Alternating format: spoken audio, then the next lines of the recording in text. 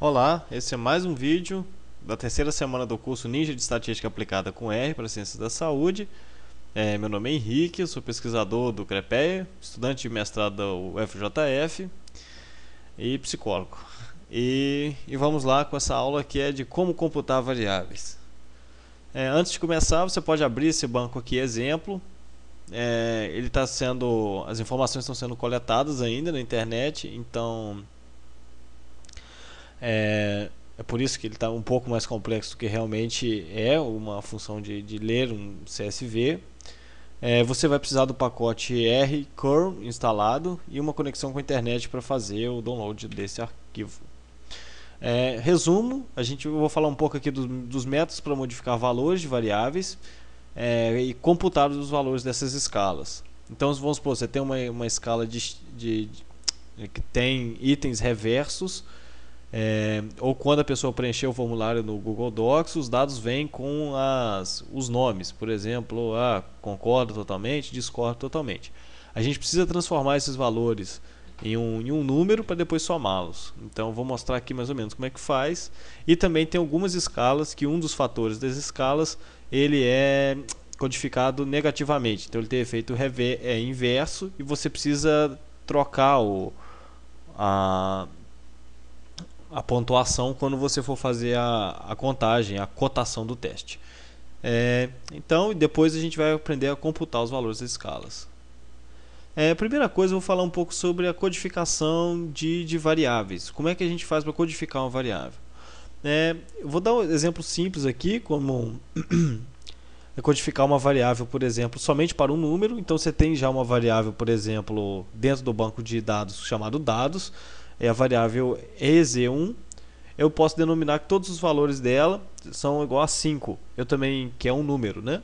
Eu posso também usar um valor character, que é um nome, então eu coloco entre aspas, e também valores missing NA, que é esse aí, o NA, que é o que a gente está incompleto. Continuando aqui, tem outras formas também. Se eu quiser mudar, codificar a própria variável, eu uso esse sistema que está em cima. Primeiro eu uso dados, a variável, que eu vou atribuir um valor, o critério, que é dentro dessa mesma variável, dados, o EZ1, que é a variável, é igual a 5, e aí o que eu estou atribuindo, que ela vai virar de um número 5 para o que é número para character 5. Eu posso fazer isso também para trocar os dados baseados em valores maiores ou iguais. Aí a única diferença desse, por exemplo de cima, é o menor ou igual a 5. Eu posso trocar só por texto, por exemplo, se já tem lá 5, eu posso trocar para uso pesado. Eu trocar por missing também. O missing é um pouquinho mais diferente, em que você tem que usar essa função aí, is.na, dados, e a variável que você precisa. Então a gente está recodificando uma variável com base nela mesma, a gente só está substituindo. Eu não aconselho a fazer isso, eu aconselho você a criar outra variável quando você estiver fazendo recodificação.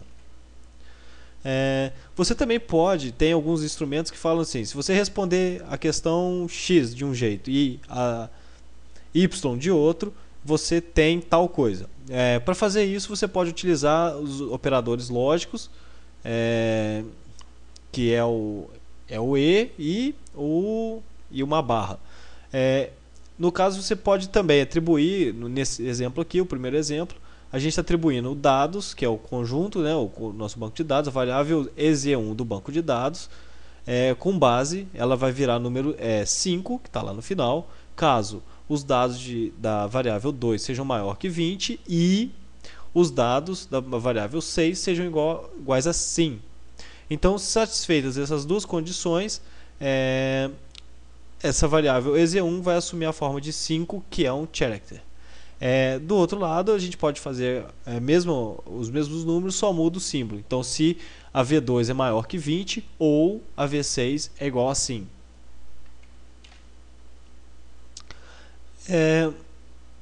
A recodificação usando a função recode. Tem um jeito um pouco mais fácil de fazer do que o que eu mostrei anteriormente, que é utilizando uma função que chama recode. Você tem que lembrar que ela tem um R maiúsculo primeiro, porque ela ajuda a facilitar um pouco o processo de recodificação.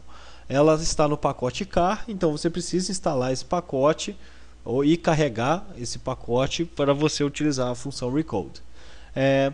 Aqui nesse caso, eu só estou é um caso específico do banco de dados, onde estou recodificando uma variável 6, que é a primeira parte do questionário para rastreio de uso de substâncias, que chama ASSIST, da Organização Mundial de Saúde, e eu estou criando a variável V6R, que é recodificado, com base recode, a primeira variável que eu estou fundamentando, que é a variável V6, e para os valores não dela, eu coloco o valor igual a 0, porque eu estou querendo cotar o instrumento. E já está indicado lá no manual do ASSIST que não é igual a 0 para essa questão. O sim é igual a 3. E no final eu coloco que eu não quero que essa variável me retorne um fator. Então eu não quero que isso vire um 0, que é character. Eu quero que isso vire 0 mesmo e 3 mesmo, porque eu quero somar isso no final. Só para comparar aqui, se eu quiser fazer o mesmo pacote, a diferença entre a recode e a anterior, o procedimento anterior que eu fiz, aqui você teria que gastar 2 linhas de código. Onde é que você vai ter que falar? Onde é que não é igual a 0 para V6, recodificando, criando a variável V6R, e para sim é igual a 3. A recode, mais uma vez, é só você colocar na mesma linha e dá tudo certo. Eu coloquei um exemplo aqui que você tem que recodificar. Eu recodifiquei a primeira parte toda de um questionário, que é o do ASSIST, a primeira parte, e que são as variáveis V6 até V15. Então todas elas seguem o mesmo padrão e elas seguem essa distribuição aí. Se você já mexe com R há mais tempo, provavelmente você está perguntando, por que você não usou um loop aí? Para os iniciantes, não se preocupe com isso. Eu só quis colocar isso de uma forma mais geral e eu não vejo problema, apesar de ser menos elegante, fazer desse jeito também a recodificação dos seus dados. Uma dica importante: como R é muito sensível, né, a pequenos erros, vírgulas, a diferença entre maiúsculas, você pode usar a função levels para saber quais valores colocar na recodificação. Então, ao invés de você ir lá no Google Docs, copiar e colar os valores, eu acho que pode ser um pouco mais prudente, apesar do resultado pode ser diferente, isso pode dar um certo erro quando você estiver recodificando. Depois que você faz a recodificação também, é muito importante que você confira o resultado dessa recodificação. Eu costumo falar que dedos eróticos ficam famosos nessa hora, aqueles que tudo encosta, fode. Então você fica de olho, é muito importante checar os resultados. Se você quiser computar os valores de uma escala, por exemplo, eu quero somar a primeira parte do questionário para chegar ao cotar, testes psicológicos e escalas geralmente utilizam isso. É simples, você cria uma variável, estou criando aqui no caso escala 1 para o conjunto dados, dentro do banco de dados, e somando as variáveis. É simplesmente colocar o operador de somar. Se você tem, por exemplo, que cotar um teste que tem umas ponderações fundamentadas a alguns índices de resultado de análise fatorial, você pode multiplicar também os valores e chegar às somas das subescalas. Não tem muito segredo, é só você fazer isso, clicar lá em OK, correr as análises, ou rodar, que a gente fala, com a tradução porca, e vai aparecer lá no seu banco a escala 1. Como eu falei aqui, você pode usar sinais de multiplicação, exponenciação, subtração, logaritmo, raiz quadrada, o que diabo você quiser.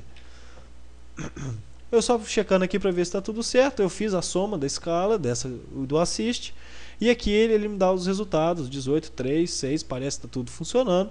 E aqui eu peço uma estatística descritiva mais ou menos dessa variável que a gente criou, só para saber se está tudo certo.